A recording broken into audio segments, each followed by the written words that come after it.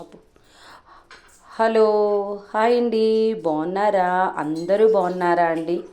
చూడండి, ఈరోజు నేను లంచ్లోకి ఏం చేశానంటే తోటకూర, వెల్లుల్లి, ఉల్లిపాయ, ఎండిమిరపకాయ, పచ్చిమిరపకాయ పోపు పెట్టి చక్కగా ఫ్రై చేశానండి. తోటకూర అయితే ఎంత బాగుంటుందండి. తోటకూర పులుసు పెట్టినా బాగుంటుందండి, తోటకూర ఫ్రై చేసినా బాగుంటుందండి, తోటకూర పెసరపప్పు వేసి చేసినా బాగుంటుందండి. అసలు తోటకూర సూపర్ అంటే సూపర్ అండి. చాలా అంటే చాలా బాగుంటుంది. ఒట్టి నోటితో కూడా తినేయచ్చండి, అంత మంచిదండి. అలాగే తోటకూర ఎక్కువగా తినటం వల్ల ఐరన్ కూడా మనకి బాగా వస్తుందండి. అందువల్ల అన్ని ఆకుకూరలు తింటూ ఉండాలి. అలాగే తోటకూర కూడా ఎక్కువగా తీసుకుంటూ ఉండాలి. తోటకూర వల్ల కూడా చూడండి ఎన్ని ఉపయోగాలు ఉన్నాయో. ఆకుకూరలు తింటమే మనకు చాలా మంచిది. ఆకుకూర వల్ల ఫైబర్ కంటెంట్ ఎక్కువ ఉంటుంది కాబట్టి ఆకుకూర తీసుకోవటం ముఖ్యం.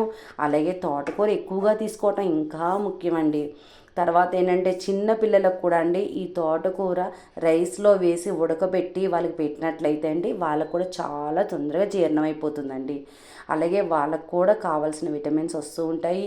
అలాగే వాళ్ళు కూడా చక్కగా ఇలాగా గ్రీన్గా ఉండేవి మనం రైస్లో వేసి ఉడకబెట్టి దాన్ని చక్కగా కొద్దిగా తాలింపేసి మెత్త గుజ్జులా తయారు చేసి పెట్టినట్లయితే వాళ్ళు కూడా చాలా ఇష్టంగా తింటారండి. అందులో కొంచెం పెసరపప్పు, కొంచెం తోటకూర, కొంచెం రైస్, చిన్న మిరపకాయ, చిన్న అల్లం ఇట్లా మీకు కూడా తెలుసు. కాకపోతే ఏంటంటే ఈరోజు తోటకూర కోసం నేను చెప్తున్నాను కాబట్టి చిన్న పిల్లలకి ఈ విధంగా చేసి పెడితే కూడా చాలా బాగుంటుందని చెప్తున్నానండి.